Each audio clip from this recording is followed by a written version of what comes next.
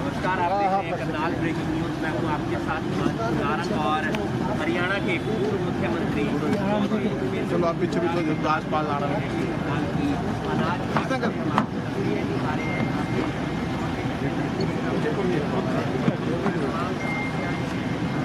मुद्दा साहब नमस्कार। नमस्कार जी।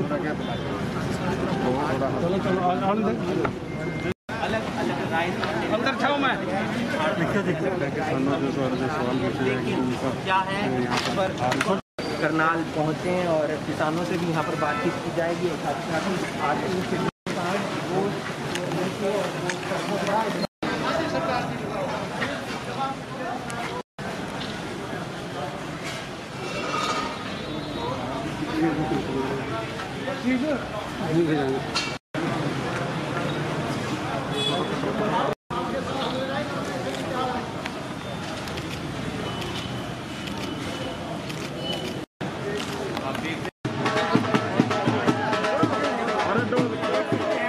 किस तरीके से पहले वो किसान और आउट साइड में बंद मंडी तो दोबारा बंद हो जाएगी। सब्जी मंडी में 2% सेस लगा दी सब्जियों के ऊपर, बाहर भी आना बंद कर दी तो हमारे पास देने आएगा। कैसे किसान का माल खरीदेंगे, कैसे मुनीम रखेंगे? तो आपने माफ करा था सर 8 साल पहले, उसी का नाम दिखा रहे थे सारे। उसी की वजह से सारा बाजार भाव भी एक पब्लिक को अच्छे भाव माल मिल रहा था। हम किसी टैक्स नहीं वसूल करते थे, नहीं लेते। अब हमारे पास माल बाद में आता है, पहले दफ्तर वाले हमारे गवर्नमेंट काले खड़े जाते हैं कि ये माल किस तरह कोई इसके लिए आपकी मदद करिए। हमने सरकार के हर एक अंग पे क्या दिया जी, सालों में मिले, छोटे बड़े मिनिस्टर मिले, एमपी से मिले, यहाँ के सेंटर मिले, कोई रिस्पॉन्स नहीं किया। आपका आगमन हुआ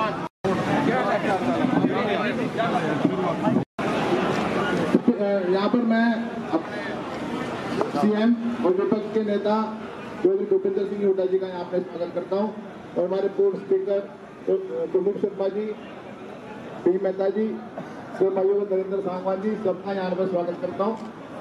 दोस्तों, तो अपनी डिमांड्स हैं कि मंडियों में जो मंडी अलग करने का तो सुरेंद्र सिंह के बीजेपी सरकार कभी कहती है मंडी के बाहर माल बिकेगा उस पर कोई टैक्स नहीं, और मंडी के अंदर जो माल बिकेगा उस पर टैक्स है। और जो हमारी मांगे हैं कि जो हमारा पैसा है वो हमें मिलना चाहिए, हम आके देंगे। और जो सरकार ने सबसे बड़ा कोरोना के अंदर ये किया है कि जो जिसकी फसल पकेगी पहले सरकार नंबर लगाएगी तो उसकी फसल कट के आएगी। हम ऐसा नहीं मानेंगे। जब हमारा फसल पक के तैयार हो जाएगी हम उस फसल को मंडी में लेके आएंगे सीधा। हम अपने नंबर की वेट कैसे करेंगे? कनक में तो चलो 50 चल जाता काम, लेकिन ये चीरी है कि पक के तैयार हो जाएगी, हमारा नंबर नहीं आएगा हफ्ते, वो चीज गाड़ी हो जाएगी कुछ देर में। तो हम चाहते हैं कि हमारा जब नंबर आए पहले की तरह हमें अंदर मंडियों में माल गिरने दिया जाए। और हमारी मांग है अपने हुड्डा जी से कि इसकी हमारे डिमांड है ये सर, जो अध्यादेश है ये बिल्कुल गैर कानूनी है और सरकार जो किसान है आड़ती है ये इसके विरोध में है, तो ये अध्यादेश वापस होने चाहिए। धन्यवाद। 2 मिनट के लिए हुड्डा साहब बात करेंगे, फिर रेस्पॉन्स उसके रुक दूंगा। खुद को बोलना चाहता हूँ, आगे आ जाइए। हेलो,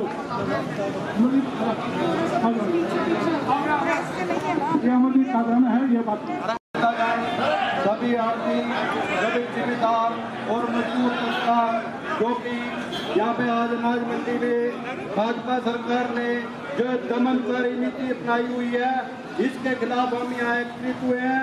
और हम हुड्डा साहब से निवेदन करते हैं कि जो इन्होंने एक काला कानून लागू किया है इसको वापसी लिया जाए।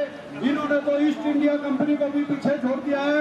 ईस्ट इंडिया कंपनी भी हमारे से कर लेती थी हमारे पूर्वजों से, पर वह ऐसा कानून हमारे ऊपर लागू नहीं करती थी। काला कानून हमारे ऊपर लागू किया जा रहा है। हम खुद से जमींदार के बच्चे हैं, तो हमें हमारे खेत के अंदर ही हमें को नौकर लगाया जा रहा है। हमारे से कह रहे हैं कि हमें कॉन्ट्रैक्ट से खेती करनी पड़ेगी, कॉन्ट्रैक्ट हमारे साथ किया जाएगा। ये अगर हम उदाहरण से समझे तो ये बड़े बड़े जो पूंजीपति हैं उनको कॉन्ट्रैक्टर बना देंगे, हमारे साथ कॉन्ट्रैक्ट कर देंगे। ये बोलेंगे कि भाई जो फसल का रेट 2000 रुपये है और 2000 रुपये मिलेगा, और जो उसका रेट बढ़ गया 3000 रुपये हो गया तो हमें उस कॉन्ट्रैक्टर को वो अपनी फसल देनी पड़ेगी। अगर उसका रेट 1500 रुपये हो गया तो वो कोई ना कोई बहाना लगा के हमारी फसल नहीं लेगा, वो कह देगा इसमें नमी है, ये है, तो वो हमारी फसल नहीं लेगा। और जब 3000 रुपये उसका रेट हो जाएगा हम उसको नहीं देंगे तो वो हमारा पर्चा दर्ज करवा देगा, तो लेकर एग्रीमेंट। तो मैं आपका ज्यादा समय न लेते हुए किसाना ने एक बार बुला लो, 7 साल हो गया अपना मतलब नहीं सरकार ना रोंदी मंडी में उड़ा साहब आए हैं और बेचारे किसान रो रो करके चले जाओ। इनकी नीति नहीं बदली। इन लोगों ने हर बार 7-8 साल जल्दी नाराज है। आज तक जो रेट गवर्नमेंट रखी है उस रेट पटियाल से दाना नहीं खरीदते हैं। 200 रुपये क्विंटल का गपला, आप अंदाजा कर लो देश के अंदर कितना 200 रुपये का कितना गपला बढ़ेगा। ये कांग्रेस वाले में गपलेबाज कहते हैं, इन पर का गपलेबाज कोई भी नहीं। आलू में भी माटी लाल लगा देते हैं, कभी आज तक देखिए ना कभी बात है। आलू अगर पीढ़ी माटी लगा आलू मारे 2 जगह मार बदले में मार बदल दुआई भी करवा हमारी सारी बात अपने आप या सरकार अपने हल्के में इसका मिट्टी लाल लगा बेचाई तो मारे गला मतलब किसान के लिए बहुत बुरी। और प्रेस वाले भाइयों हम भी किसानों के बेटे हो, कुछ मारा भी ख्याल करो। ये नहीं बात है कि किसानों के बारे में कुछ करना चाहिए। और हुड्डा साहब के हम पिछली बार मिल आए थे, हुड्डा साहब से हमने कहा था हुड्डा साहब अब लुक जाए लोग आपकी बात नहीं समझते। और मैं एक करूँ मैं तो किसानों का मरूँ मैं तो इस करता हूँ तो मतलब आ लेंगे इनकी सेहत को कोई असर नहीं। ये किसानों को बिल्कुल मारने वाली सरकार और मार दी किसान। और ये इसका बदला ये बात नहीं भी आप बिठानी बैठांगे। किसान जो असली किसान का बीज है वो बीजेपी का वोट नहीं देगा, वैसे सीधी बात। और पूरा प्रोटेस्ट करेंगे किसान। और जहां भी कोई किसान प्रोटेस्ट करे मेरे भाइयों जितने भी लीडर हैं इस अपनी लीडरी चमकाने की बजाय उन किसानों का साथ दो और डट कर लड़ाई लड़ोए सड़क पर लड़। मेरा नाम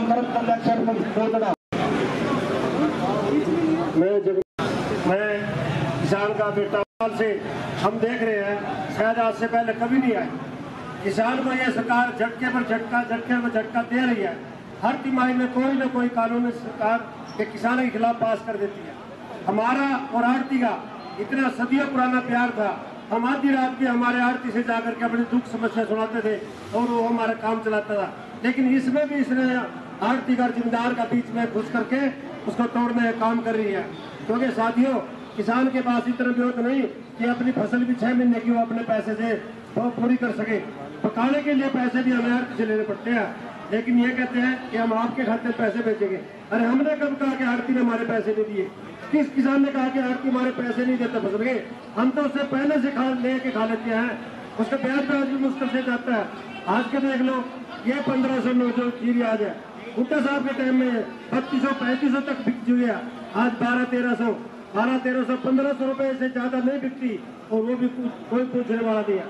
कोरोना के समय में एक नए पैसे की राहत इस सरकार ने किसानों को नहीं दी। ब्याज माफी की कोई राहत नहीं दी। अरे किसान की आमदनी सारी ठप होगी। सब्जी जो व्यापारी लगाता था किसान वो सब्जी खेत में सड़ गई, लेकिन कोई पूछने वाला नहीं किसान का। इन्होंने दूसरों की चिंता है लेकिन किसान का 1 महीने का ब्याज भी माफ नहीं किया। आज किसानों पर चोरी मार पड़ रही है। गन्ने का भाव हुड्डा साहब ने के समय में जितना दिया आज तक किसी सरकार ने नहीं दिया। किसान भी खुशहाल था, व्यापारी भी खुशहाल था। आज बाजार में जाके देखो कि जब तक किसान के पास फसल के पैसे नहीं होंगे तो बाजार में कैसे जाएगा? हमारे पास पैसे नहीं है, अब बाजार में नहीं जाएगा तो बाजार कैसे उठेगा? तो व्यापारी भी दुखी है, किसान भी दुखी है, कर्मचारी भी दुखी है। बदले में जब आवाज उठाते हैं तो किसान को डंडे मिलते हैं। हुड्डा साहब ये जनता त्राही कर रही है और आपकी तरफ देख रही है। ये जनता का ख्याल करिए वरना ये हरियाणा बर्बाद हो जाएगा। इसको बचाने वाला सिर्फ एक, बाकी तो सब अपना साठ गाड़ करके सरकार चलाने का काम कर रहे हैं। लेकिन हुड्डा साहब आपकी तरफ ये जनता देख रही है कि हमें बचाइए और हमारे हित की लड़ाई लड़िए। हम आपके अब आपके बीच में 25 बराबरी के बताज बादशाह, किसान, मजदूर, कर्मचारी, व्यापारी, जिसपे उम्मीद है भूपेंद्र सिंह हुड्डा हमारे बीच में अपने विचार रखेंगे। प्रेस वालों से आप लोग को निवेदन, थोड़े नीचे हो गए और पीछे जो मेरे भाई बैठे हैं, कृपया शोर न मचाएं। ये प्रेस वाले आपके लिए आए हुए हैं, इनको काम कर रहे हैं, ये आपकी आवाज खाने के लिए आए हुए हैं।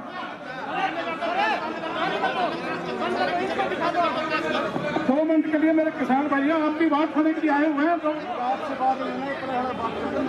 आपको मिलकर जाएंगे। सारे किसान भाइयों को बात करने के बाद हुड्डा साहब आपको मिलकर जाएंगे।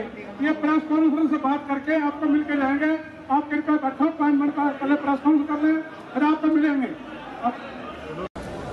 अगर यहाँ टैक्स है, वहाँ टैक्स नहीं है, कोई ट्रैक्टर कोई आता है तो मंडी में कौन आएगा? लेकिन मैं इन मंडी में विश्वास देना चाहता हूँ कि अपनी आप की मंडियों को हम खराब नहीं होने देंगे, मंडियों को बंद नहीं होने देंगे। दूसरा, किसान भाई हैं, उनके लिए मैं कहना चाहता हूँ उनका बड़ा भारी नुकसान है कॉन्ट्रैक्ट का। जैसे ये है, अभी तेल का भाव तो अंतर्राष्ट्रीय स्तर पे घट रहा है और इन्होंने बढ़ा दिया, लागत बढ़ गई। हमारे टाइम में तेल सबसे सस्ता था पूरे हिंदुस्तान में, ना इस पर टैक्स था, खाद पे टैक्स नहीं था, ट्रैक्टर पार्ट्स पे टैक्स नहीं था।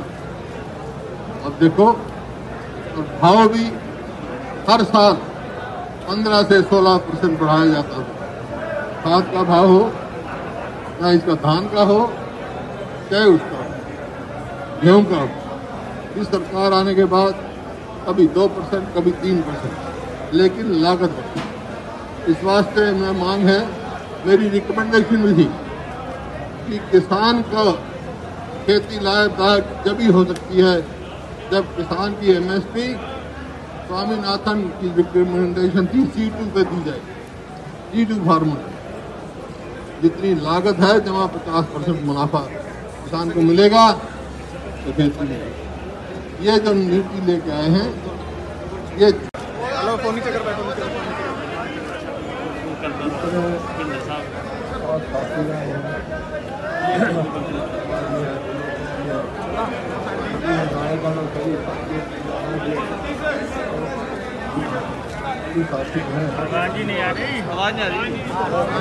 आवाज नहीं आ रही।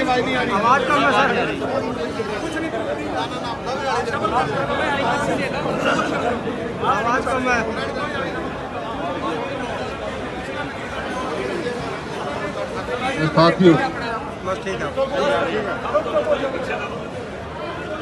देखिए, मैं आया हूँ, मजदूरों ने अपनी समस्या बताई है, परेशान है, उनको मजदूरी नहीं मिल रही, आड़ती परेशान है और किसान परेशान है। सारे वर्ग यहाँ परेशान है। ये जो नए ऑर्डिनेंस लाए हैं, एसेंशियल कम्युनिटी का तो कल पास हो गया, 2 बाकी है, वो पार्लियामेंट में पेश किए गए। और पहले दिन मैंने कहा था ये जो ऑर्डिनेंस ला रहे हैं ये किसान विरोधी है, ये किसान के हित में नहीं। खास तौर पे पंजाब, हरियाणा जो प्रदेश पूरे देश का पेट पाल रहे हैं किसान, उसके हित में नहीं। तो आज मैं ये कहने आया हूँ कि ये इसके अलग अलग असर पड़ते जा रहे हैं। जैसे मंडी है, मंडी में हज़ारों करोड़ रुपए लग के हमारे हरियाणा में इंफ्रास्ट्रक्चर तैयार हुआ, उनके लिए छोटा होगा ही। जिसने लाठी खाई है, ये तो अलग अलग विरोधाभास है इनका। एक मंत्री कह रहे हैं लाठीचार्ज हुआ ही नहीं, एक मंत्री कह रहे हैं बड़ा अनर्थ हुआ, एक कुछ कह रहे हैं, एक कह रहे हैं जाति हो गई। तो भाई क्या कौन सी बात सच्ची है? 10 तारीख को हुआ था ये, 11 को मैं गया था। तो भाई मैं तो अपनी आंखों पे विश्वास करूँगा, जिन्हें स्वयं देखा उनको लाठी में। सब परेशान है और जिस प्रकार की नीति सरकार लेके आ रही है, सरकार नीति लेके आ रही है ये जन विरोधी है, किसान विरोधी। ये MSP जो है, मेरा ये कहना है कि अगर ये 3 जो ऑर्डिनेंस लाए हैं तो चौथा ऑर्डिनेंस एक और लेके आए सरकार कि मंडी में लें, बाहर लें, एमएसपी से कम किसी को नहीं मिलेगा। जो एमएसपी से कम कोई भी खरीदेगा उसकी सजा होगी, तो किसान बचेगा। जो सत्ता के पार्टी के अलग अलग कोई तो कहता है ये अनर्थ हुआ है, एक मंत्री कहता है बुरा हुआ है, एक मंत्री कहता है लाठीचार्ज हुई। तो किस पे यकीन होगा? किस पे यकीन करोगे? सिर्फ अपनी आंखों पे यकीन करूंगा। मैंने मैं 11 तारीख को क्या था, मैंने चोटें देखी। सर धर्मवीर सांसद ये कहता है कि छोटी सी बात है, आप क्या कहेंगे? किसानों पर लाठीचार्ज छोटा मैटर है। मैं तो ये कहा सबसे पहले किसानों के मुकदमे विड्रॉ करो, ये लड़ाई तो हम लड़ लेंगे। सर आप क्या देखो भाई नीचे कर ले आईडी, नीचे बोलो सर क्या कहना चाहेंगे? आज यहाँ करनाल पहुँचे, आप मंडी में किसानों से मिले हैं। मैं किसानों से भी मिला हूँ, मैं सब परेशान है। और जिस प्रकार की नीति सरकार लेके आ रही है, सरकार नीति लेके आ रही है ये जन विरोधी है, किसान विरोधी। ये एमएसपी जो है, मेरा ये कहना है कि अगर ये 3 जो ऑर्डिनेंस लाए हैं तो चौथा ऑर्डिनेंस एक और लेके आए सरकार कि मंडी में लें, बाहर लें, एमएसपी से कम किसी को नहीं मिलेगा। जो एमएसपी से कम कोई भी खरीदेगा उसकी सजा होगी, तो किसान बचेगा। जो सत्ता के पार्टी के 83 पीटीआई टीचर धरने पर बैठे हैं, जबकि एफआईआर भी दर्ज हो चुकी है सिलेक्शन कमेटी के खिलाफ। सागर बाइट होएगी, बाइट।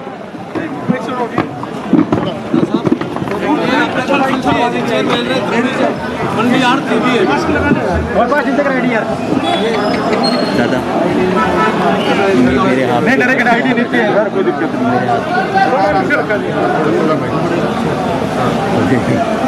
आईडी नीचे कर ले हिमांशु, आपकी आईडी देखो भाई, नीचे कर ले आईडी, चढ़ती कला नीचे। सर क्या कहना चाहेंगे? आज यहाँ करनाल पहुँचे, आप मंडी में किसानों से मिले हैं। किसानों से भी मिला हूँ, मैं व्यापारियों से भी मिला है, मजदूरों से भी मिला हूँ। सब परेशान है। और जिस प्रकार सरकार नीति लेके आ रही है ये जन विरोधी है, किसान विरोधी।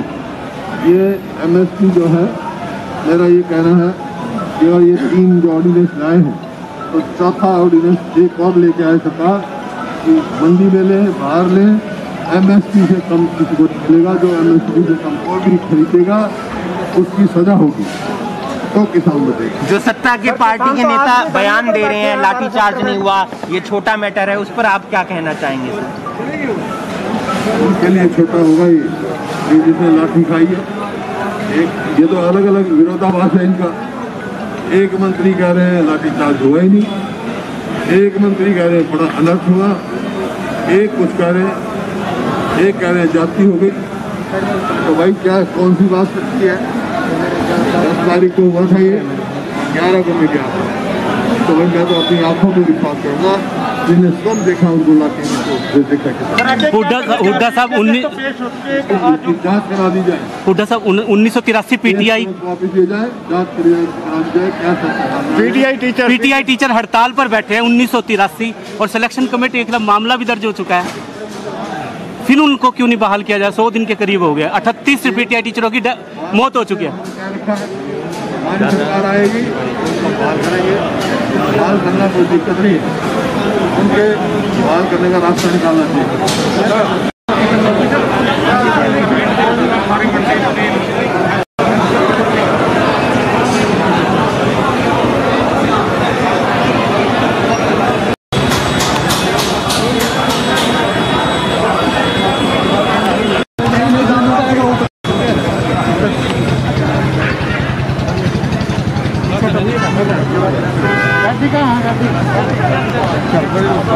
नमस्कार।